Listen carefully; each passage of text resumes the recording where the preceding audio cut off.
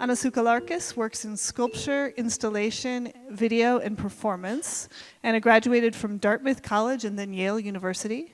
She has participated in various artist residencies and been a part of national and international exhibitions. Anna is Greek and Creek and an enrolled member of the Navajo Nation. Leilani Lynch, who she'll be in conversation with tonight, is MCA Denver's Associate Curator. She joined the museum in October of 2022. Her recent exhibitions include Breakthroughs, a celebration of Red Line at 15, and Anna Tsouhlarakis, Indigenous Absurdities, on view now, as I mentioned. Prior to joining MCA Denver, Leilani was the curator at the Bass in Miami Beach. There she curated numerous solo and group exhibitions with artists including Jamila Sabur, Nema Sabar, Adrian Villar Rojas, and Heyu Yang. So please give a warm welcome to Leilani and Anna.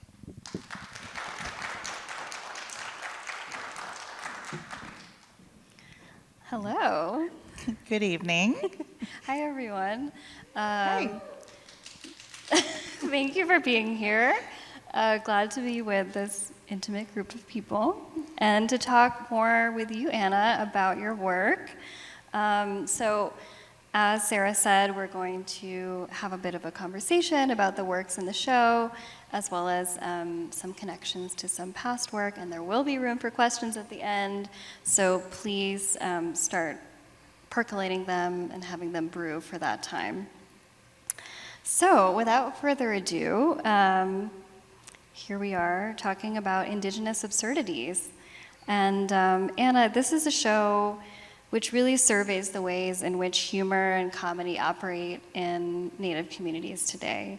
And I wondered if you could kick us off by talking about the inception of this exhibition and acknowledging also that this project started from a grant that you received from Creative Capital in 2021. And I was also just curious about how humor might have intersected with that time period, if there was a specific event that happened, if it was coming out of COVID, or if it was something brewing for a long time. So the project with Creative Capital, I think I applied in 2019, so pre-COVID. And initially, the idea was to go around to Native communities all around the country in different regions and really get immersed in the communities, spend time there, go to different events, talk to different people, and really kind of document stories and jokes and just different little innuendos within the community. And of course, COVID happened. So I did receive the grant, the fellowship to do that, but it had to change. Like even now, I'm not sure I would feel comfortable doing that kind of research yet. And so it turned into me connecting with people via social media, friends that I knew in different places and reaching out to them. And so it was still in line with what I had hoped, but it was just done in a different way. To talk about like my interest, I think I've always had an underlying interest in Native humor. And not just Native humor, but humor kind of across the board. It's always something that I've been keenly aware of as an urban Native. We get teased a lot because we're not from the res. So everything from how we dress, how we talk, to how we ride a horse, or how we fall off of one. And so it's always been there. And I know that it's very loving, but it's also, can be heartbreaking because you're getting called out on real basic things sometimes. And so I've always noticed how it is within Native communities, but in watching stand-up and learning about different comics, I see that in other communities. I definitely was influenced by Eddie Murphy quite a bit, and Dave Chappelle and Chris Rock and different comedians. And I, at a very young age, I was watching Saturday Night Live probably sooner than I should have been. And there was always this fascination with the way that humor could be multi-layered, with truth, with identity, with storytelling, that I was always drawn to. And I think it's always been there in my work, but it wasn't something that I really focused on until this project. Absolutely. And kind of going from there, how did you, so you had the idea, you received this very prestigious award, and then it came to the moment where it was thinking about making the work. And how did you progress from there? How did the works develop? Did you start with the titles in mind or different jokes, or were you thinking formally, or both? So a lot of people have asked also like how I ended up here at MCA, and for the show to kind of be the location for where this project premiered, as Creative Capital would say it. And I wasn't sure when I initially made the project where I wanted it to be. I couldn't think of a place that would be absolutely perfect. But then when this opportunity came up, I realized that this was an amazing place because it's really a crossroads for Native communities, Native people. A huge powwow happens every year in Denver during the month of March. It's called Denver March Powwow. You should go. It is amazing. I mean, I remember being a little kid, and we used to go to powwows all over the country, and it was one of the premier powwows that, like, you dream of going to one day, and you're like, oh, it's like the concert that you always wanted to go to that your parents never took you to.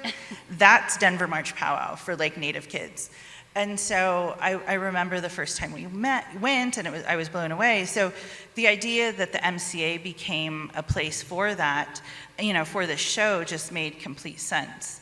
And then, you know, really thinking about, you know, the timing of this, even though it was a project that was conceived in 2019, and then you know, I was given the award in 2021, I think. Then in that time span between now and then, I've started making a lot more text work. And text work is something that I've always it's always been part of my practice, but it's really become a focal point of using text in large billboards and in kind of banners around buildings, that type of thing. And so I've really been drawn to the written word and like these short sentences that I've, you know, and kind of comments that I've put out into the world. And so when I started thinking about finally creating this project and putting it, you know, bringing life to it, it made sense that the text would be more important. And I've never really paid much attention to titles, but all of a sudden I realized how important those were. And for the first time ever in my practice, I actually came up with all of the titles first. I think that's what I sent you first. Yes, yeah. And I was like, these are the titles. I don't know what they're gonna look like or what the pieces are yet, but these are the titles. Yeah. And so it really started from there. From there, yeah. I remember visiting the studio, and you had a list of titles, and I just saw them, and I was like, okay, already these are making me laugh, so this is going to be good. But I wondered if we could, in another conversation, I think a week ago, you were asked if there was a certain work that sort of started it all for you, or one that you that came together first, and you referenced this work, She Could Be Dear Woman. And so I wondered if you could kind of introduce us to this work and talk about it as like one of the jumping off points for the show as well. So as a visual artist, I'm a trained sculptor, and it's funny, I feel like such a goofball when I say this, like all of a sudden you have like this vision of an idea of a sculpture pops into your mind, and I don't even know how to make it or what, you know, but I can just kind of see parts of it. I feel like a hippie when I say that. Like, you visualize I had a vision. Yeah. But I had this vision of like these deer legs with these, you know, other objects on it, and I knew that it was about Dear Woman. And I think that I'd been thinking about Dear Woman because I've been watching Reservation Dogs, much like much of America at that point. And they had done an episode about Dear Woman. A whole series of episodes about them. And I was reminded of my fascination with Dear Woman. So Dear Woman means different things in different Native communities, but going to different powwows, specifically in Oklahoma when I was young, we'd be out at powwows and they'd be going, you know, start during the day and go late into the night. And when it got really late, around 1 or 2 in the morning, they would say, you know, don't go to sleep, because if you look out into the dance arena, when there's a big group of people out there, you might see hooves dancing around, and that's Deer Woman, and she's here to kind of steal the bad children and the bad men. So I think it was also a way to keep the children close late at night.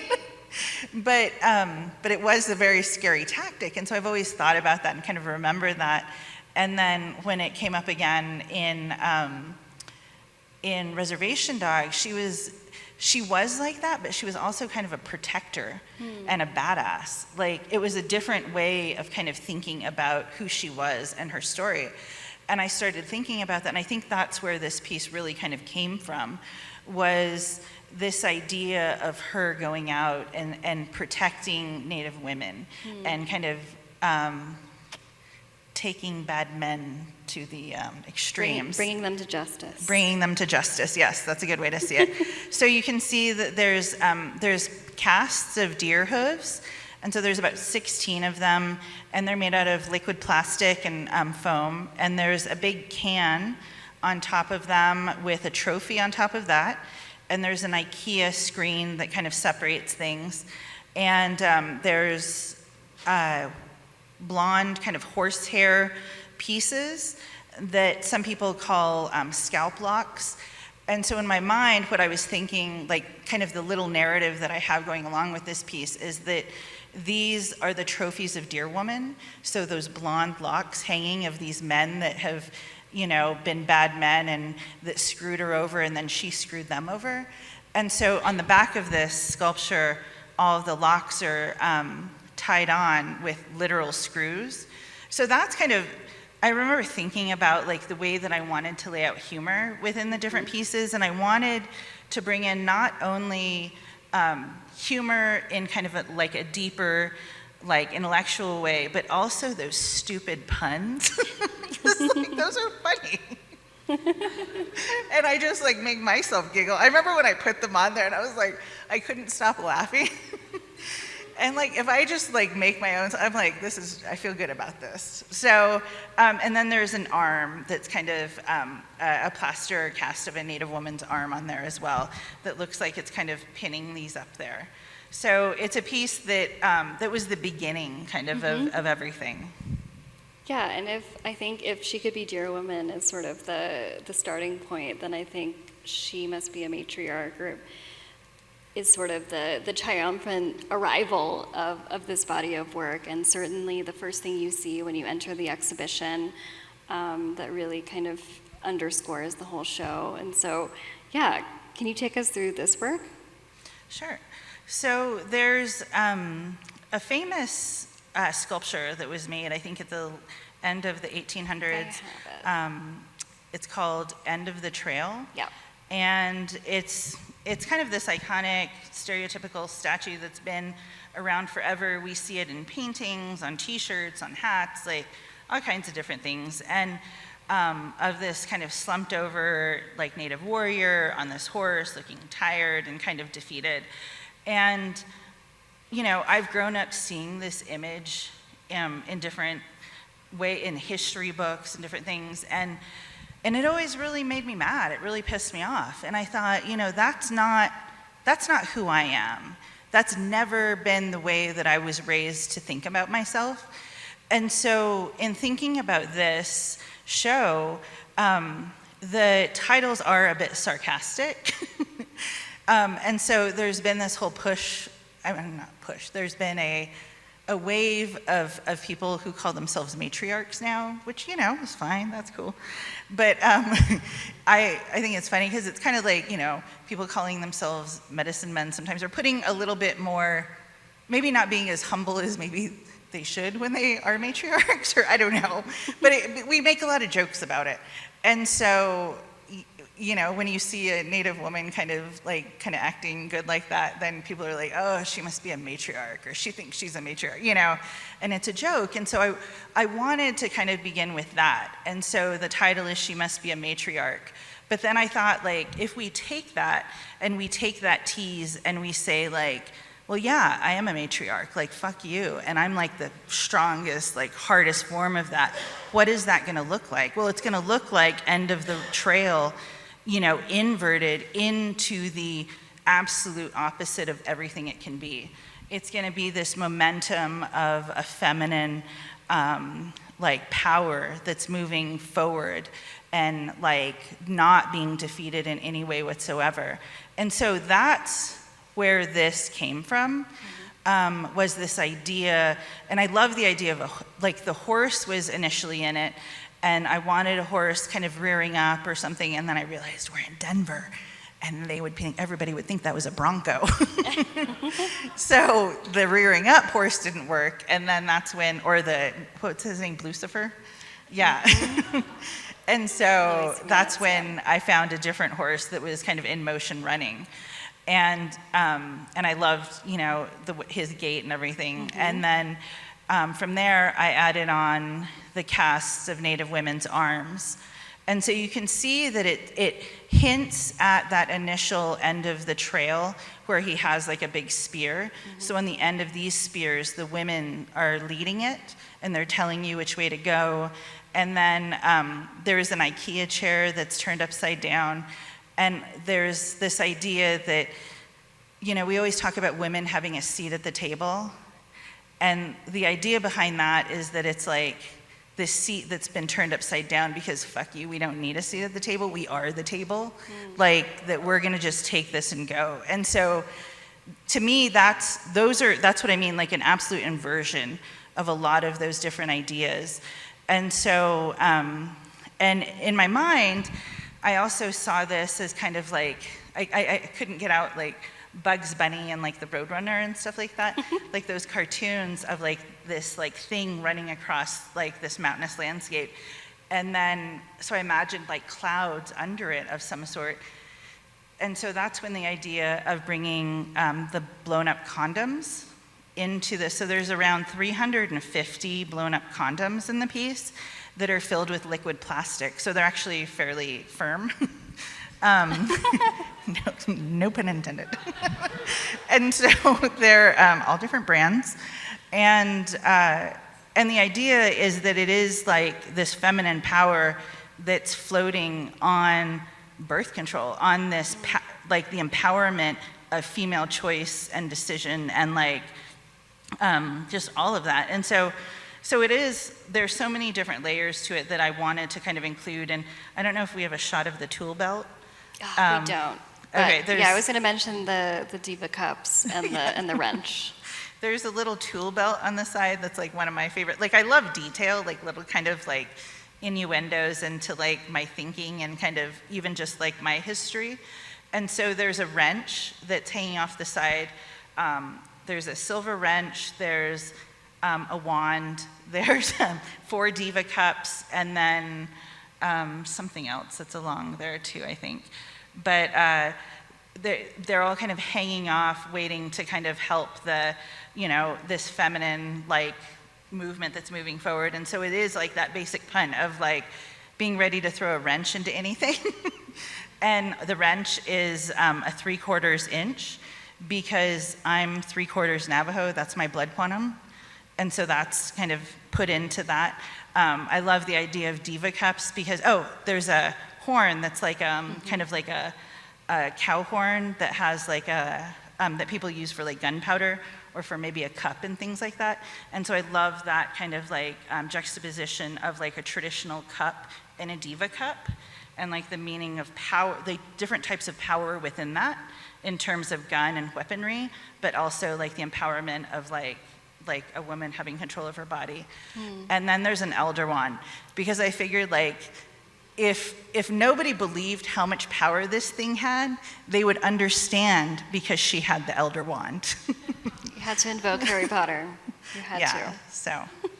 So anyways, I don't know if you can tell, I'm super proud of this piece because I feel I was able to add in so much of so much of me, but so much of a story that I kind of have wished for throughout my life. Thank you for that. Yeah. And I love that even with the first 2 works that you mentioned, it's become clear that you have some what you could call trademark elements that you like to bring into your work. Those being elements of the body, elements that are animal, natural, perhaps traditional, as well as IKEA. And we have a few examples of that here, so maybe you could just share a bit about that kind of trifecta of ingredients that you bring into the sculptural works. So, I mean, I like having the animal pieces in because I think they're very beautiful, and I think they speak to the natural environment. And when we talk about like the relationship between natives and animals and like kind of the land and things like that, like it is hokey, but at the same time it's true. Like that's the way we are. Like my husband's a hunter. He's out scouting right now for elk hunting that he's gonna do in the fall. And like we use every part of the elk when he brings it home. And my kids like love all the meat that they eat. And so it's not a far-fetched thing or like a secondhand story. It's who we are. Mm-hmm. And so to me, that's an important part of this. I love having, incorporating elements of human body parts, because a lot of times they are casts of myself, but sometimes there are different casts of other people. And it's important to me because I think of that as like literally having skin in the game. Like this is part of me in there too, like literally. And the IKEA component, I think is truthful as well, because we talk about, when we talk about Native American art, we talk about traditional materials or non-traditional materials. And the thing is that, our ancestors have evolved in the past hundreds of years and always incorporated new materials and always used what was around them. What was easy for them to use and incorporate and can kind of continue on has become traditional. And so if I'm being true to that way of working, that process of making and creation, then I need to use what's around me. And I think about my relationship and my interest in minimalism, in furniture and design and those things, and IKEA really incorporates that. So while it seems odd, to me, it's one of the most traditional parts of my process because it's honest and it's part of my everyday. I mean, yeah, I wish I could, afford like the fancy, like super fancy designs, but those are kind of pricey, so IKEA has to do it. Yeah, IKEA is accessible and it's what's around you. And so the past 3 sculptures that we've seen on the screen have all kind of included those elements. But I wanted to stop on this work, which is She Thinks She's Too Good, and that's a sculpture that you see in the center here. And this work, I think, is really special because it sort of reflects on this coming of age moment or experience. I think specifically in making this work, you were thinking about Native American young women emerging from home and going off to college. And so you see different elements here. Maybe you can kind of like point out the references to that transition, but this will segue into sort of thinking about your own experience going off to school too. Yeah, so there's, you can see the keg, there's a keg, and behind the keg you can't really see, but there's a pile of books that are the same height as the keg. And there's a cape made out of tobacco lids or jingles, like that's what we turn into jingles for jingle dresses. There's a couple of hawks that are kind of like they're bird begons. So you stick them in your yard to kind of keep things away, like other birds and that type of thing. And there's a couple of casts of hands, and there's a lot of kind of wooden and metal pieces that create this structure that's being tied up. And there's around 24 plastic chattering teeth that are tied together and bound with leather. And so this piece is called She Thinks She's Too Good.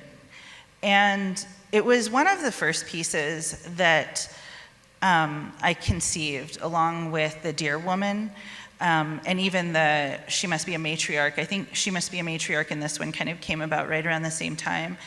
But I was thinking about the titles a lot, and to me that was one of the most iconic phrases that was always, whispered and told to us for those of us that went away to school. I grew up between Kansas City and Mexico, but I went to school in New Hampshire at Dartmouth College, and there was always this idea that, I didn't go to a local school or an in-state school, and that I think I'm too good, better than other people, that type of thing. And so I've always lived with that. And then part of me is trying to be more humble and trying to be better and saying, okay, I don't think I'm too good. I'm trying to help other Native, all this type of thing. And at the same time, I'm like, yeah, I am too good. I'm going to try for the best. I can do this. I deserve this. So it's this balance of identity and living in these worlds that are kind of conflicting. And so, that's a phrase that has been not only around me, but around all my friends that I went to college with. And so when I started thinking about this, I don't know why, and I think I've always had this interest as well because I'm part Greek, in Greek sculpture. And I started thinking about Venus de Milo and thinking she probably thought she was too good too. And so that was the actual initial inspiration for this piece. So this idea, well, it may not seem figurative, it is very figurative in my mind, and where the mouth is and just the basic structure of the piece, is that, as your eye kind of moves around, it creates the same movement that the Venus de Milo has, as you're kind of walking around it. And so that was kind of the basics of it. But then when I started bringing in what the materials were going to be and all of those things, I came across this keg, and I loved that idea of being this college student, especially at a place like Dartmouth, which is known for drinking and frats and all that. This idea of a keg and the books, this figure, that's kind of the basic foundation of all of this. And starting with that and kind of building off of that, because I do feel like that was a big part of my kind of experience there. And then from there, you have, these hands, you have these different animals that are kind of, are there for protection and to kind of be almost like your bouncers of stay away, kind of get away. And then I loved kind of using these tobacco lids in a different way than they're traditionally used, to create kind of this cape of kind of silver kind of beauty and scales, almost like a dragon, when we think of the scaly side of a dragon, how it can be in our minds really beautiful but very tough. And then the addition of the teeth are this idea of, no matter how educated I become or how experienced I become at different things, there's always this instance of trying to limit what I have to say, of deafening my voice in some way. Not just my voice, but Native women's voices. And so that is kind of what's being referenced in the top of the sculpture.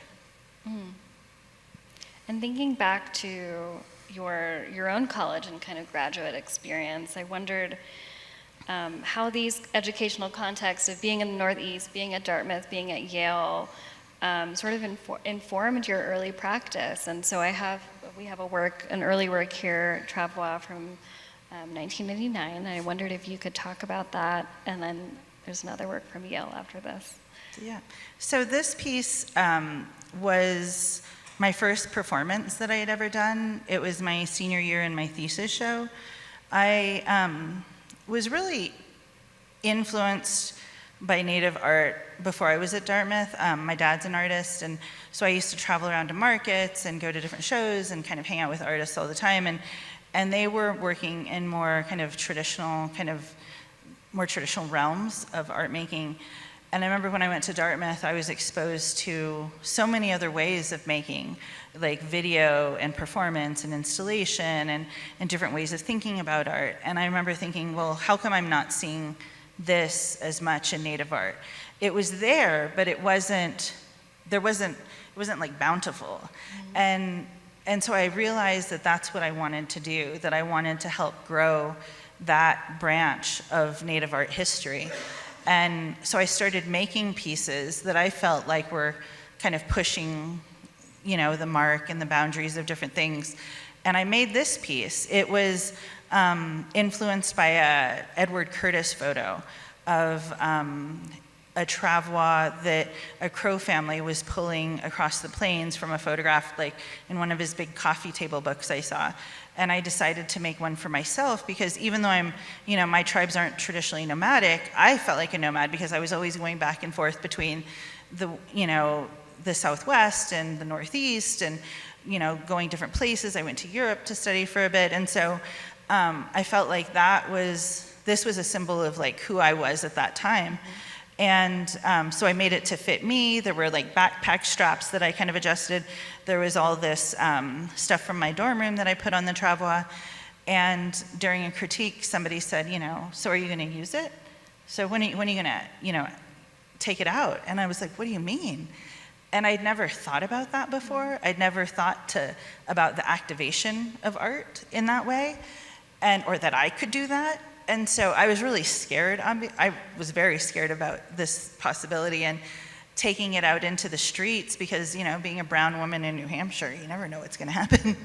And so I put my license plate. You can't really see it very clearly, but the middle picture, my license plate for my car is on the travois because I was so nervous about getting stopped by the cops. So I thought, well, at least that part's legal. And so I learned bicycle signs and stuff like that. And but it was so liberating and mind-blowing to kind of do this and kind of be out in the world showing this piece. And of course, nobody knew what I was doing, but it was a new world that had just opened up. Well, I love that in terms of a connection to this work from a few years later, in thinking about travel in terms of getting to new worlds. This is a work that you made while at Yale and was recently recreated or augmented for a show in Florida. But can you say a few words about this work?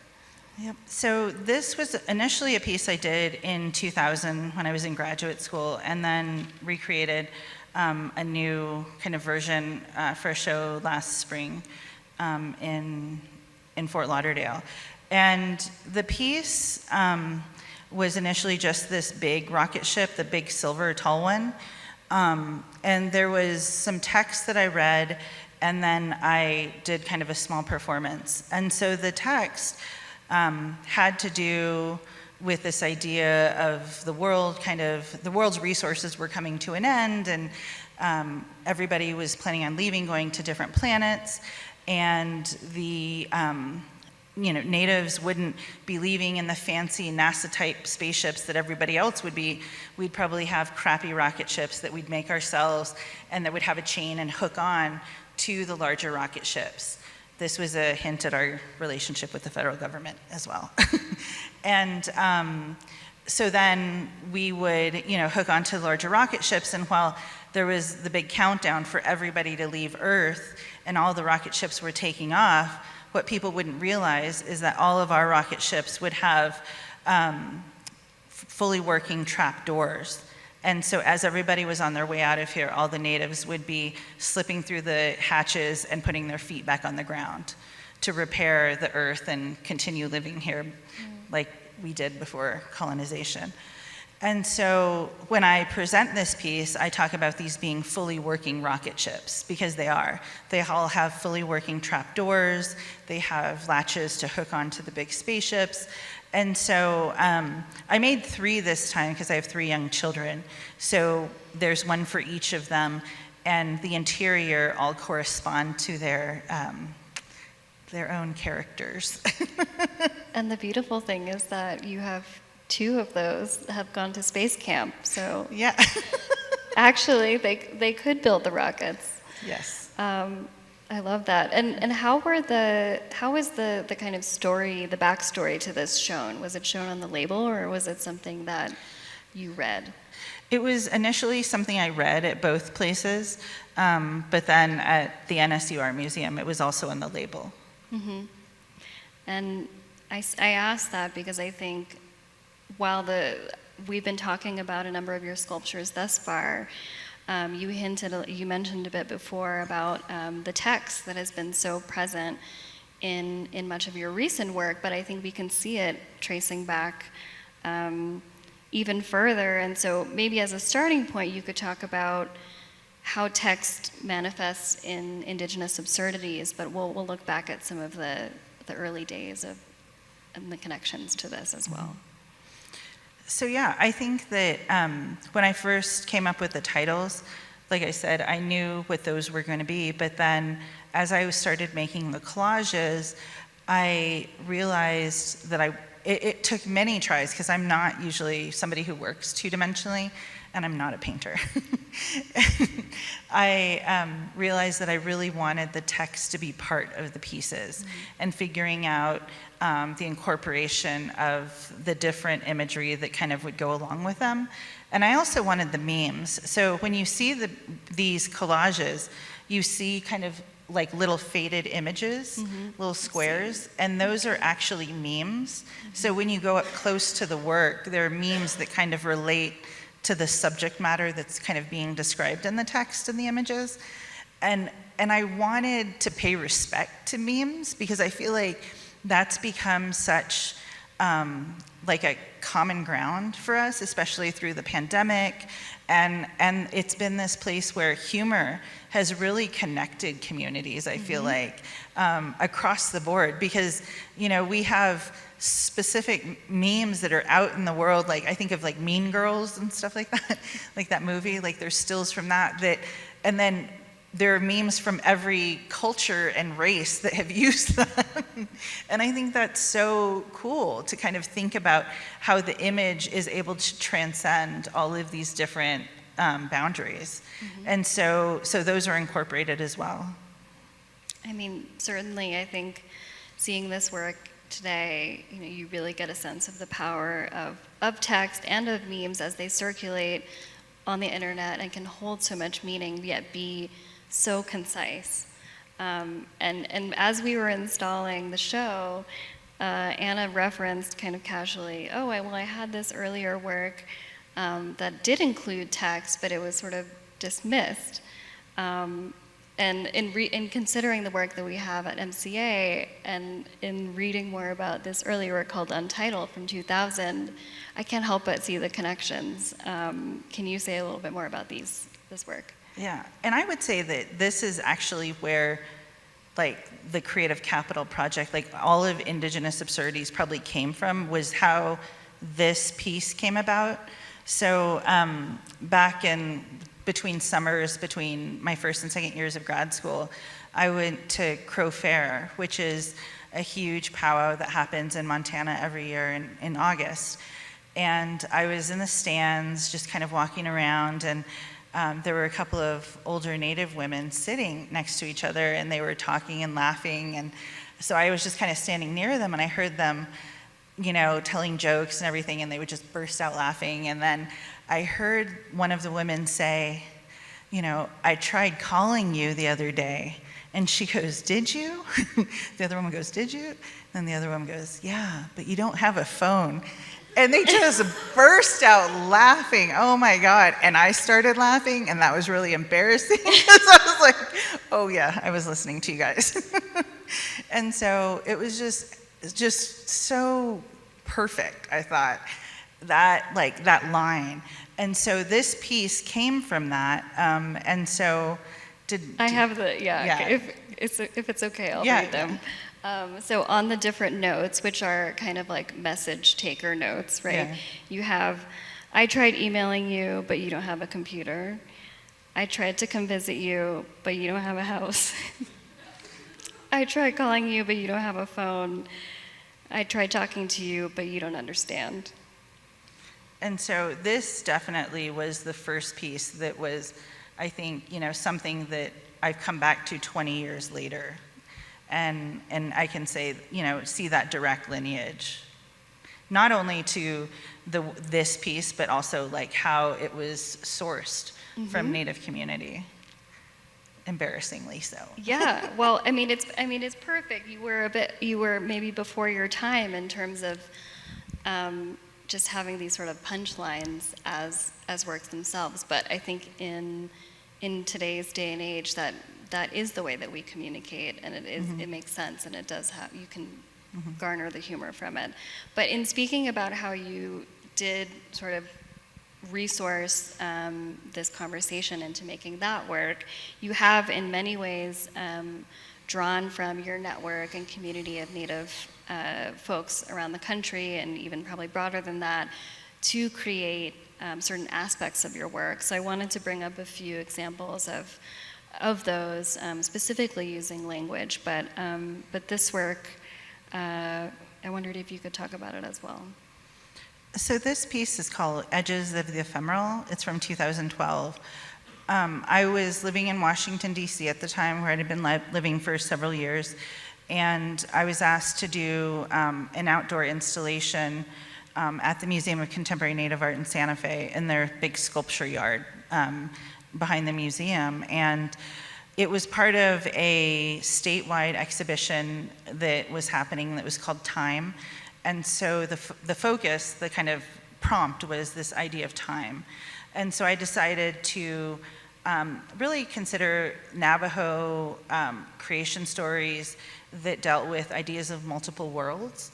And, you know, some people say we're in the fourth world, some people say we're in the fifth world, some people say this is, and I'm talking about people like Navajo people, you know, some Navajos say that this is the end of the line, some people say there's more to come, that type of thing. And so I was interested in hearing from other Navajos and reaching out. And so this was one of the first times that I started, or maybe the second time, that I was using social media. And so I used SurveyMonkey to create like a couple of questions that I sent out like on Facebook, and then emailed out to all the Navajos I knew, and it got forwarded on. So I ended up getting responses from over 60 people, I think, and I took their text and used part of those texts in the pieces that are on the aluminum signage. And so as you go through the piece, the tenor changes from like being very negative, like the world is gonna end and you're gonna die, to like being a little bit more neutral, to like, you know, there's a glittering, sparkling world after this. So that type of thing. So it was, I was really excited because I was sourcing, you know, the community for help, and people wanted to participate. They knew, like I wrote in the survey, like what this was gonna be used for, and that it would be anonymous, that type of thing. And, you know, I think about myself as, like, I wouldn't say I'm a community artist, but I'm definitely an artist who sources from the community and wants people to have a voice in it if they so choose. And so I was really excited about that. Yeah, and it seems like you continued at that in this work from 2013 called Native Primer, right? So this is an installation I did in Washington, D.C. in a gallery. So it was a full gallery installation. And it was the same idea of people, natives that had lived, so natives more broadly, not just Navajos, who had lived in the D.C. metro area, and kind of their experiences in living in the area. And that brings me to the Native Guide, which I think is kind of the most recent example prior to this show of your work with text, but which had its origins on the internet, but also being in public space. And I wonder how you think about, well, at first if you could describe the Native Guide project, but also how you think about this project and these works circulating outside of gallery settings, whether that be digitally or in public. So when, in 2019 to 2020, I was the visiting artist at Colorado College for the full academic year. And I had a studio in the museum and was working there all the time. And I had a couple of different bodies of work that were happening, but I started having conversations with the museum education staff. And I remember walking around with them, and they were talking about how they teach about different things. And so we started talking about how, like when you're in a museum space, what do you hope the audience will leave with? What are your goals? What are the tidbits of information? And how do you form that without being too pointed, and where people can still make their own connections within what they're seeing and learning? Or not necessarily learn, but just kind of seeing. And so So I started kind of thinking more about that, and that was also the beginning of kind of race issues like across the country that were a bit more intensified. And so I started thinking about like the relationship and the way people speak to Native Americans. And like, if I could make it more pointed or kind of structure that language and interaction to get the desired reaction I wanted. And so that's where the billboards and these text pieces that ended up on Instagram and Facebook came from. Because I thought, you know, there was a former life where I taught second grade for a little bit, and I learned about this pedagogy called the responsive classroom. And it's, you know, the basics of it are, you know, positive reinforcement, where, you know, you get better behavior if you give positive, you know, comments to a student who's doing something well, and then another student who's not doing something that they should be sees that, and they want to come along and sit next to Johnny and do what he was doing and also get that positive comment. So I started thinking, what if I did this with like race? And like, which is kind of crazy, but I was like, you know, if we put these around Colorado Springs, maybe people will see that, and hopefully people will say, oh, I do that. Good job, me. Well done, me. But then some people might get irked by it. Fox News did. And but it was a way to just kind of put these things out there. And at first, like, I kept thinking about how to structure the text. Like, should there be an image going with it? Does it need to? And then I realized, being the minimalist I am in a lot of ways, that I just wanted to put that text out there. I didn't want it to be native. I didn't want it to be feminine. I didn't want it to be anything other than what it was. And that's where the use of Helvetica, of just black and white, of it just being the most minimal, concise text that it needed to be, that's where all of that kind of came from. And so when I started coming up with the idea for their billboards, this idea of social media came about, and I realized that if I had a business account, I could push this text out as ads across the country.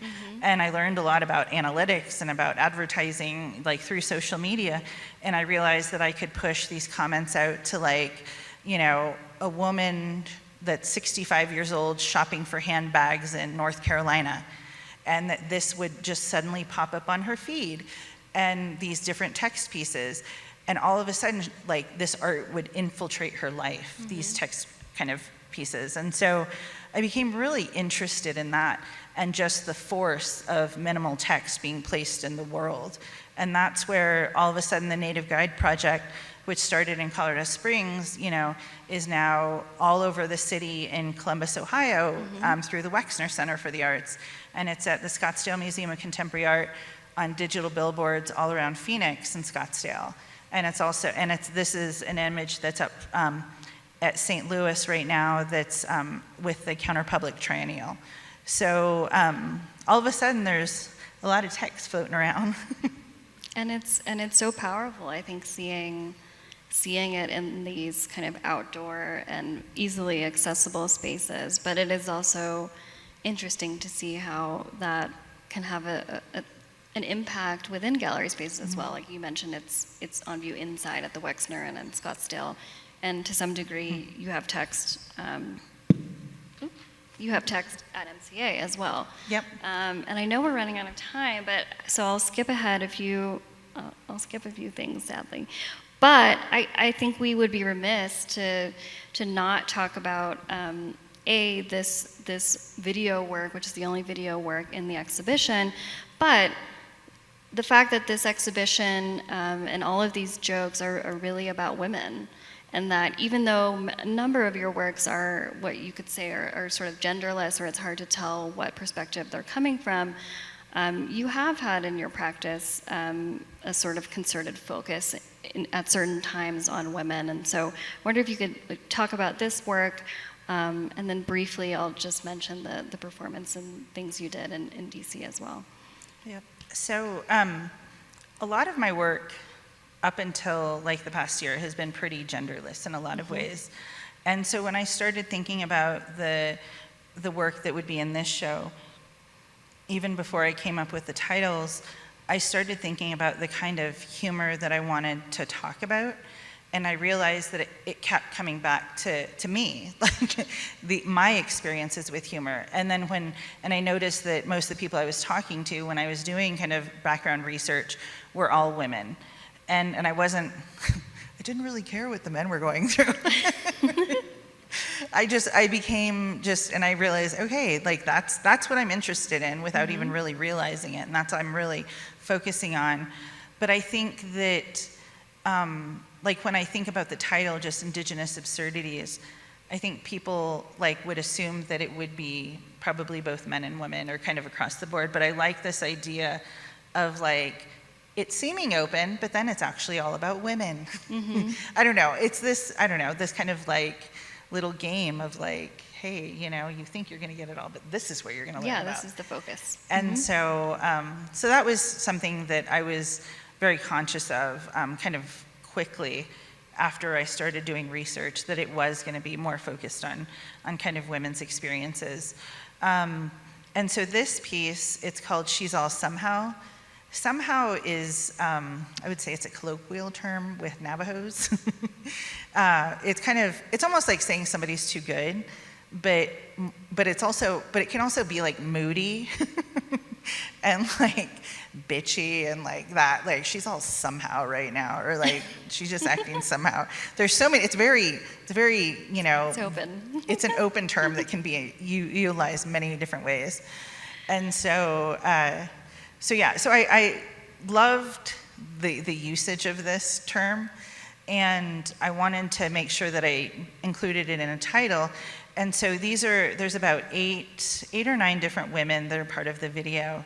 And the video starts out kind of talking about she's all somehow, but there's a lot of text. There's almost like, I would say like 4 stanzas of text throughout this 5-minute video that go along with different images of women's eyes and kind of other collaged images. And the way that I really see this video is that it's a deep dive into one of the other pieces. It's structured the same way as like a sculpture or collage in the exhibition, but it dives more deep into one title and one kind of like prompting piece of text.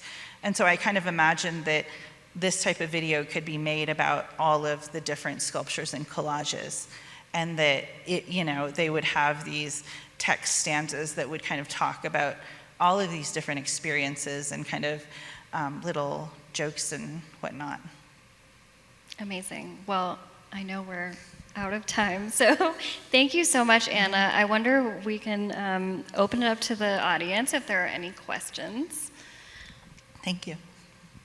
Hi, Anna. So multiple times you talked about being very minimal, and then within your sculptural work, from a very, like, when you first see it, it appears very kind of maximal. So I was wondering if you could talk about that relationship. I think I still think of them as being very minimal because obviously in color they're very minimal, but also in content. Like when I think about found object sculpture, I think of things that are like much more kind of covered in different things. And I think while a lot of these pieces started out like that, I kept pulling back. In the collages and the sculptures and the video, there was so much more content that I began with, and it really was about stripping down to exactly what I needed and what, visually what I wanted. And so in my mind, they're still very minimal, even though they have a lot of elements, and I'm getting called out on it. So yeah. Yep. I guess related to the minimal discussion, I love your use of white. It just looks futuristic, it looks clean, it looks hygienic, it really says so many things versus another surface or another color or whatnot, but the white is so different and unique. Tell me more about your use of white. So I've always, being Native, color has always been a part of discussions of identity. like the idea of being dark-skinned, light-skinned, white-skinned, that type of thing. And, you know, are you more Native because you're darker? Are you less Native? Those types of things. Like, everybody assumes I'm from the res because I'm dark. And then, and I'm like, no, grew up in Lawrence, Kansas and Taos, New Mexico. And so I've always kind of been around that. And then when I went away to college, there were so many different colors of Natives that I met. You know, people that had African American heritage, like Asian heritage, Native Hawaiians who were like all kinds of things. And like, so it was really amazing to see the variety of the way that we're made up. And it also instilled in me the idea that being Native is a political identity. It's not a racial identity in a lot of ways, because we're citizens of tribes. And that's why I'm always very vocal that I'm an enrolled member of the Navajo Nation, because we are, you know, sovereign nations within the nation. And so to me, speaking about color specifically about skin complicates things. And so when I started making plaster casts of objects and body parts, I realized that color added this layer that I wasn't interested in talking about. I was interested in so many other things. And so as soon as I started doing more and more body casts, I realized that I didn't want them to be colored. I wanted it just to be, I felt like white was neutral, and that it, this idea of just kind of a blank slate was important. And I think I've continued that throughout my work. And the less I use color, the less I ever want to. I did have a dream very early on that I was going to use this neon red-orange color in this project. I told Leilani, I think I'm going to try utilizing this neon color. And then, yeah, that did not happen, as you can see. It's only in the wall text. I know. I started, and then I just like ripped it out. It was like, no, not yet. Maybe someday, but I do think that it adds a complication, especially when you're speaking about identity.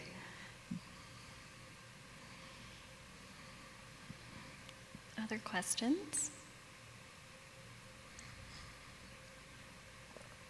But I do like everything else you're talking about too. Like, I do like that kind of like futuristic look and the clean look to it too.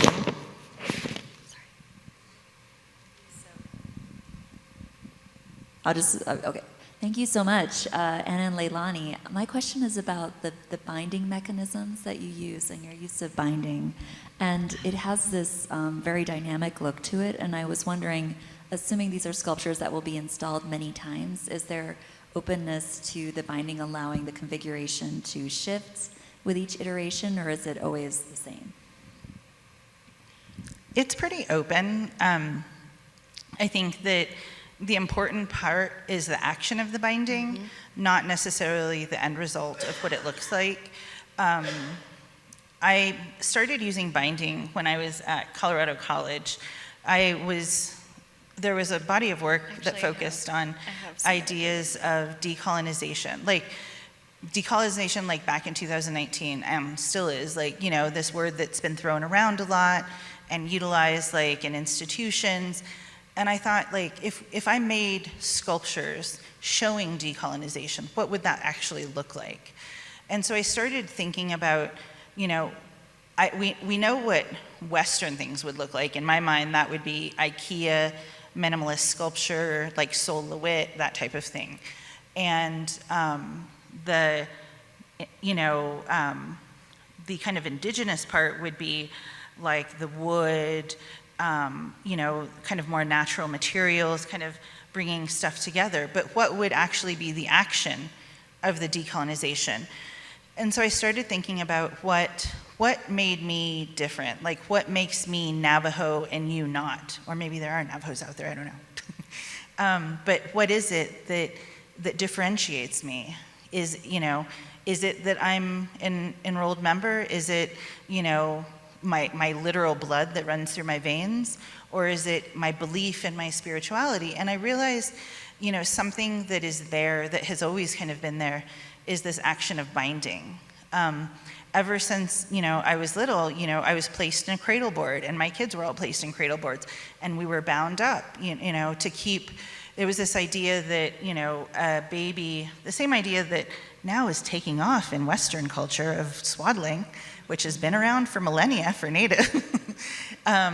This idea that if you contain the baby's arms, they can sleep better and they're more calm because they don't have full control of their body yet, so they don't slap themselves in the face and wake themselves up, all that kind of stuff.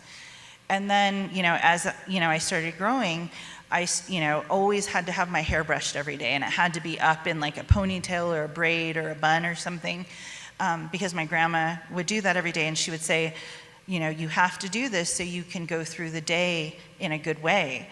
Because if you don't and your hair is all crazy, that's going to be the way you go through the day. Your thoughts will be amiss. You won't be able to focus and kind of concentrate. And so I've always been very aware of my hair and kind of those types of things. And then just in terms of a lot of other things that kind of happen, like tying medicine bundles or different, there's always this action of binding. And I realize, in a lot of ways, those are the things that make me Navajo and make me who I am. More than anything are those actions that I go through every day that I've passed on to my kids. I have a little boy who's 9 years old who sat to have his hair braided ever since he was 2 years old. And people were like, how does he do that? How does he sit for you? Well, that's because we talk about this every day, about why we do this. And he's trained and it's ingrained in who he is. And so it's definitely not just the blood. It's not just this, it's so much more than that. And so that's where the act of binding really came from, to show the act of indigenization in a way. And so that's what these sculptures were those illustrations of that. And it's worked itself into my other projects, like the sculptures that are in the MCA show. And I like that they're that's the way that I'm trying to kind of hold objects together more than anything, is through binding. And it looks pretty. In regard to your text work, I always wonder if viewers, when they see a text piece, that once they read it, they kind of think their work or participation in artwork is done. And since you leverage memes, which by nature are meant to be kind of this quick, highly accessible, hopefully humorous, timely piece, I was kind of just curious if how it lands with viewers and how it resonates or sits with them, or how they come back to it with text specifically, if there's a strategy used or if that's a concern of yours, if you could just kind of tell us a little insight on using the text. That's my secret recipe. Just kidding. I would say I'm very aware of my audience, and it depends on where I'm showing the work, especially because I'm showing pieces in different cities now. There's a piece that's up in Columbus that references the mounds. And most people around here might not know what mounds, if I say, listen to the mounds, nobody would know what that is. But over there are indigenous kind of ancient mounds around all of Ohio. Ohio has I want to say 1,300 mounds. It's insane. They're all over the state of these things that natives built hundreds of years ago, or even probably millennia ago, and so that have been around, and they're in people's backyards, they're in the parks, they're in the middle of the city. And so that is a reference to something that's very local. But I try to keep the text open enough to where, I am an educator, how I can guide you, right? And slowly just give you a little push, towards a way of thinking maybe, rather than yelling at you or calling you a racist, or, things like that. I am very aware of the tone, and so I really try to balance it. So while they are short text pieces, I go through many versions before I kind of get to where I end up.